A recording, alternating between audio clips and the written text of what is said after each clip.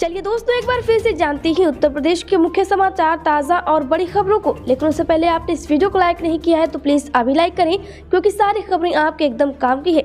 तो चलिए फटाफट से वीडियो को लाइक करने के साथ ही सब्सक्राइब करके घंटे के निशान को भी जरूर दबा लें। यूपी के 2 जिलों में 3 दिन तक बंद रहेंगे 8वीं तक के सभी स्कूल। डीएम ने जारी किया आदेश, 9 से 12 तक की कक्षा का समय बदला, क्या है कोरोना कारण। जी हाँ दोस्तों, बता दें कि उत्तर प्रदेश में सर्दी को देखते हुए 2 जिलों में 3 दिन के लिए स्कूलों को बंद कर दिया गया है। कक्षा 8 तक के स्कूलों में 28 दिसंबर तक छुट्टी का आदेश जारी किया गया है। इसके अलावा बता दें दोस्तों की कक्षा 9 से 12वीं तक की कक्षाओं को 10 से 3 बजे तक संचालित करने का आदेश जारी कर दिया गया है। आपकी जानकारी के लिए बता दें कि उत्तर प्रदेश के बिजनौर में डीएम उमेश मिश्रा ने यह जानकारी दी है कि शीतलहर और घने कोहरे के चलते नर्सरी से लेकर कक्षा 8 तक के सभी स्कूलों को बंद रखने का आदेश जारी किया गया है। नए साल में आम आदमी को मिलेगी बड़ी राहत, एलपीजी सिलेंडर के दामों में होगी इतने रुपए की कटौती। जी हाँ दोस्तों, बता दें कि नए साल से जुड़ी हुई खबरों को लेकर आए हैं। बता दें कि महंगाई के इस दौर में आम आदमी की कहीं से भी राहत की उम्मीद नहीं दिख रही है। बता दें कि खाने पीने की चीजों के साथ साथ रसोई गैस की कीमतों ने रसोई का बजट बिगाड़ रखा है। इसी बीच अब खबर आ रही है कि सरकार नए साल में एलपीजी के दामों में छूट दे सकती है।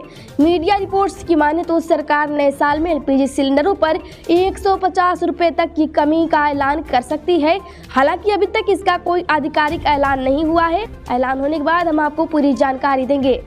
चीन में कोरोना का कोहराम, भारत में लॉकडाउन की जरूरत, एम्स के पूर्व प्रमुख गुलेरिया ने दिया जवाब। जी हाँ, बता दें दोस्तों कि चीन में कोरोना वायरस ने कोहराम मचाया हुआ है। इसकी वजह से भारत सरकार भी अलर्ट हो गई है और पिछले कुछ दिनों में कई अहम फैसले लिए हैं। हालांकि अभी देश में कोरोना के ज्यादा मामले तो सामने नहीं आ रहे हैं। ऐसे में एक्सपर्ट का कहना है कि भारत में कोविड-19 के मौजूदा परिदृश्य को देखते हुए अंतर्राष्ट्रीय उड़ानों पर प्रतिबंध लगाने या लॉकडाउन लागू करने की आवश्यकता तो नहीं दिख रही है, लेकिन कुछ देशों में मामले बढ़ने के मद्देनजर निगरानी और सतर्कता मजबूत करना अनिवार्य है। उन्होंने यह भी कहा है कि कोविड-19 के गंभीर मामले आने और मरीजों के अस्पताल में भर्ती होने की आशंका नहीं है, क्योंकि भारत में लोगों में हाइब्रिड प्रतिरक्षा विकसित हो चुकी है। कांग्रेस और सपा को लेकर डिप्टी सीएम ब्रजेश पाठक ने कही बड़ी बात, मिशन 2024 के लिए अभी से कर दी है घोषणा। जी हाँ, बता दें कि यूपी के डिप्टी सीएम ब्रजेश पाठक ने कांग्रेस और समाजवादी पार्टी पर हमला बोलते हुए बड़ी बात कही है। साथ ही दोस्तों बता दें कि डिप्टी सीएम ने 2024 के लोकसभा चुनाव को लेकर अभी से एक महत्वपूर्ण घोषणा कर दी है।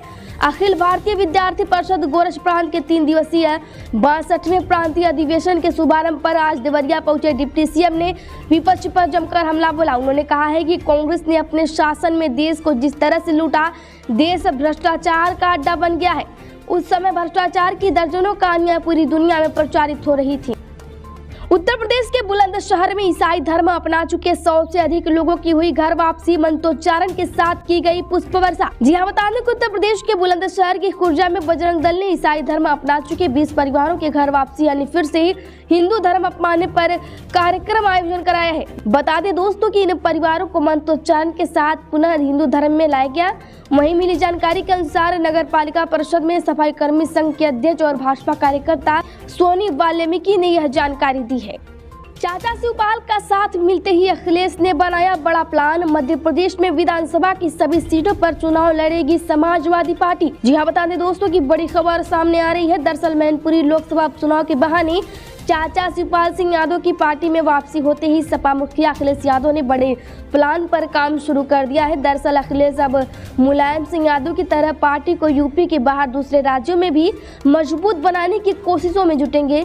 वहीं समाजवादी पार्टी मध्य प्रदेश विधानसभा चुनाव सभी सीटों पर लड़ेगी। वहीं दोस्तों आपकी जानकारी के लिए बता दें कि अखिलेश के निर्देश पर इसके लिए तैयारियां शुरू कर दी गई हैं। वैसे दोस्तों आप उत्तर प्रदेश में किसका समर्थन करते हैं, कमेंट जरूर करें। राहुल गांधी को चैलेंज करके अमेठी पहुंची स्मृति ईरानी, डीएम सीडीओ संघ की कोविड की तैयारियों की मीटिंग। जी हां, बता दें कि राहुल गांधी को अमेठी से लोकसभा चुनाव लड़ने का चैलेंज करने के बाद सांसद और केंद्रीय मंत्री स्मृति ईरानी अमेठी पहुंच गई हैं। स्मृति ईरानी ने आज कांग्रेस नेता के लटके झटके वाले विवादित बयान के बाद राहुल को अमेठी से 2024 में चुनाव लड़ने का खुला चैलेंज दिया था। बता दें दोस्तों कि 1 दिवस दौरे पर संसदीय क्षेत्र पहुंची स्मृति ईरानी ने सबसे पहले पार्टी कार्यालय पर आयोजित अटल जयंती कार्यक्रम में हिस्सा लिया। उसके बाद वो कोविड की तैयारियों की मीटिंग में भी शामिल हुई। आधार पर UIDAI ने कही बड़ी बात, हर कार्ड धारकों के लिए जानना बेहद जरूरी। जी हाँ दोस्तों, अगर आपके पास भी आधार कार्ड है तो आप खबर को पूरा ध्यान से जरूर सुनिएगा, क्योंकि भारतीय विशिष्ट पहचान प्राधिकरण ने कहा है कि 10 साल पहले विशिष्ट पहचान क्रमांक पाने वाले और इस दौरान कभी भी अपने दस्तावेजों को संशोधित नहीं कराने वाले निवासियों को अपनी नवीनतम जानकारी अपडेट करानी चाहिए। अब बता दें दोस्तों कि आप इस जानकारी को अपडेट कहाँ कराएं, तो इसके लिए आधार धारक सहायक दस्तावेजों को माय आधार पोर्टल के माध्यम से ऑनलाइन तरीके से अपडेट कर सकते हैं। इसके अलावा वे चाहें तो आधार केंद्र पर जाकर ऑफलाइन भी अपनी विशिष्ट पहचान की सूचनाओं को संशोधित करा सकते हैं। पाकिस्तान और चीन के लिए प्रलय को रोकना होगा मुश्किल, रक्षा मंत्रालय ने दी मंजूरी। जी हाँ दोस्तों, बता दें कि रक्षा मंत्रालय ने भारतीय सशस्त्र बलों के लिए लगभग 120 प्रलय बैलिस्टिक मिसाइलों की खरीद को मंजूरी दे दी है। इन मिसाइलों को चीन और पाकिस्तान की सीमाओं पर तैनात किया जाएगा। वर्तमान में प्रलय बैलिस्टिक मिसाइल 150 से 500 किलोमीटर तक के लक्ष्य को भेज सकती है। वहीं दोस्तों, बता दें कि वरिष्ठ रक्षा सूत्रों ने यह जानकारी दी है कि रक्षा मंत्रालय की एक उच्च स्तरीय बैठक में सशस्त्र बलों के लिए लगभग 120 मिसाइलों के अधिग्रहण और सीमाओं पर उनकी तैनाती की मंजूरी दे दी गई है। इन बैलिस्टिक मिसाइलों के अधिग्रहण को देश के लिए एक बड़े विकास के रूप में देखा जा रहा है। 31 दिसंबर को खत्म हो रहा है यूपी के मुख्य सचिव दुर्गा शंकर मिश्र का कार्यकाल। ये दिग्गज IAS अफसर है रेशमी। जी हाँ दोस्तों, जानकारी के लिए बता दें कि उत्तर प्रदेश के मुख्य सचिव दुर्गा शंकर मिश्र का कार्यकाल 31 दिसंबर को समाप्त हो रहा है। दुर्गा शंकर मिश्र को विस्तार मिलेगा या किसी अन्य अफसर को तैनाती मिलेगी, इसको लेकर अभी स्थिति स्पष्ट नहीं हो सकी है। वहीं सेवा विस्तार न होने की स्थिति में अन्य सीनियर IAS अफसरों के नामों का चर्चा शुरू हो गई है। उत्तर प्रदेश वालों को न्यू ईयर पार्टी के लिए लेनी होगी अनुमति, अभी से करें आवेदन, जानिए कैसे करना है। जी हाँ, बता दें दोस्तों कि उत्तर प्रदेश के कई जिलों में बिना अनुमति के न्यू ईयर और क्रिसमस पार्टी नहीं होगी।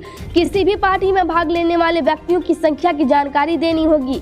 किसी दिवस में क्रिसमस कार्यक्रम या नववर्ष कार्यक्रम आयोजित किया जाना प्रस्तावित हो तो प्रतिभाग करने वाले व्यक्तियों की अनुमति संख्या, प्रति व्यक्ति शुल्क तथा प्रस्तावित कार्यक्रम की रूपरेखा का उल्लेख करते हुए समस्त औपचारिकताओं सहित अनुमति के लिए मनोरंजन कर विभाग के माध्यम से जिला मजिस्ट्रेट उत्तर प्रदेश के मुरादाबाद को आवेदन 3 दिन के अंदर प्रस्तुत किया जाना आवश्यक है। सपा सरकार में मंत्री रहे गायत्री प्रजापति पर मनी लॉन्ड्रिंग में आरोप तय, 12 को पेश होंगे गवाह। जी हाँ दोस्तों, बता दें कि सपा सरकार में खनन मंत्री रहे। आरोप है कि फर्म बनाकर करोड़ रुपए की काले धन को सफेद करके एक अकूत संपत्ति अर्जित करने के मुकदमे में पूर्व मंत्री गायत्री प्रसाद प्रजापति के खिलाफ आरोप तय कर दिए गए हैं। जिला जज संजय शंकर पांडे ने गवाही के लिए 12 जनवरी की तारीख तय की है।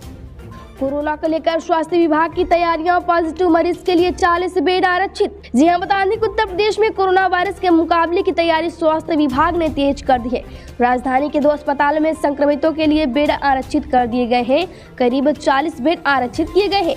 दोस्तों, बता दें कि जांच के लिए किट का ऑर्डर उप मेडिकल सप्लाईज कॉर्पोरेशन को भेज दिया गया है। वहीं मौजूदा समय में लगभग 1.5 लाख से ज्यादा किट का स्टॉक है।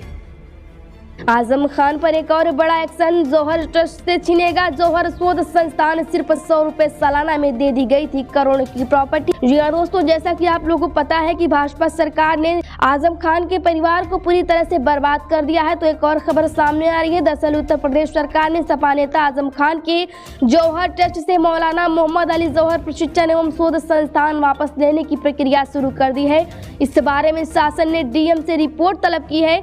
बताने की योगी सरकार आने पर जौहर शोध संस्थान को लेकर शिकायत की गई, जिस पर योगी सरकार ने एसआईटी गठित कर जांच कराई। एसआईटी द्वारा जांच रिपोर्ट में सरकार को सौंपी जा चुकी है, जिसमें खुलासा किया गया था कि मौलाना मोहम्मद अली जौहर शोध संस्थान के उद्देश्यों में उर्दू, अरबी व फारसी विषयों में उच्च शिक्षा की व्यवस्था करना एक शोध कार्य कराना था, लेकिन आजम ने उच्च शिक्षा के स्थान पर सभी विषयों में प्राथमिक व माध्यमिक शिक्षा जुड़वा दिया।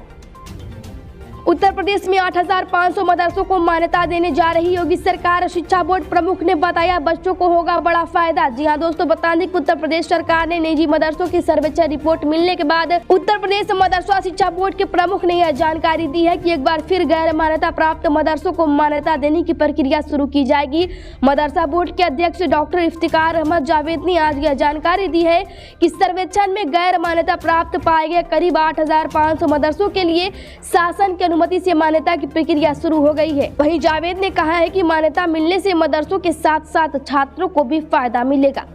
उत्तर प्रदेश में कोरोना पर सख्ती, यात्रियों की RT-PCR टेस्टिंग शुरू, रैपिड रेस्पॉन्स टीमें एक्टिव। जी हाँ दोस्तों, बता दें कि उत्तर प्रदेश में कोविड के नए वेरिएंट का खतरा मंडरा रहा है। ऐसे में आज से थोड़ी सख्ती शुरू हो गई है।